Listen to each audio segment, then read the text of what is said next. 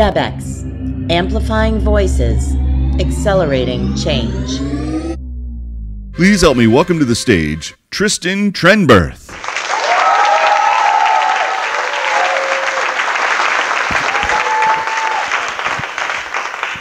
I was fortunate to have parents who valued travel, and I had many opportunities to do so at a young age. I remember my first overseas trip as a child to the coast of Spain. Sun, sea and snorkeling. I spent so much time peering at the bottom of the ocean, looking at colourful fish, sea life and creatures that I'd never seen back home. I became aware that there was so much more that was on the surface. The trip changed my perspective on life. This fueled my hunger to find more amazing places to see around the world. My next trip was to northern France. I took an immersive trip on a French exchange. I stayed with a family for 10 days, and their son came and stayed with us for the same amount of time. The trip was very different from any other trip that I had done. It was away from my family and effectively staying in the home of a stranger, yet it felt very familiar.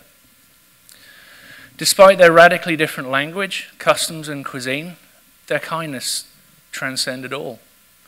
And at that moment, I saw that all human beings were essentially the same at the core. Without that trip, I may never have gained that insight. My next big adventure, America. The perception I had of Americans was through television, watching shows like The A-Team and the Dukes of Hazzard. So I had perceived all Americans to be lawless, gun-toting hillbillies. That was soon changed when I visited Palm Beach, Florida. I saw affluence like I had never seen before, and this shifted my view of the US drastically. Initially, I felt a little out of place. People all seemed so wealthy, a far cry from the humble rural town that I grew up in. Once I began talking to and connecting with the affluent, I realized that they were down to earth and we shared the same core values, and I became to feel quite at home. While in the US, I experienced my first 4th of July celebration. I connected with the patriotic feeling, and it caused me to reflect on my own country's customs and traditions. I became proud of my own nation's traditions, such as the changing of the guard, the Queen's Christmas speech, and the sounds of Big Ben. My travel and relationships outside of my own country changed my whole view and broke all of the stereotypes I previously held about Americans. I realized that immersing myself with people was key to understanding cultures. Seeing what was possible to achieve in America gave me drive, and now I had a bigger picture of the world and what was available because I traveled outside my own country. I created new goals, and within a couple of years, I changed careers. Due to the internet, there is so much information, but also disinformation about the world outside our own countries. It's a challenge to tell what is true and what is not. But when you leave your own borders and immerse yourself in a new culture, this is where our preconceived notions are challenged, and we can see things for what they really are. Traveling allows us to gather our own evidence through experience and make our own points of view. Often we'll find this is in conflict with what we've heard, read, and seen at home. When we see the world with a whole new view, we can't help but change our perspective on life. Did you know that 85% of Americans who traveled in their youth connected to their heritage much more strongly? And a whopping 90% of Americans who did educational trips in their youth said that it drastically changed their education and their careers, just as it did mine. And the excitement builds even before you leave for your trip. Just booking it changes your experience of life today.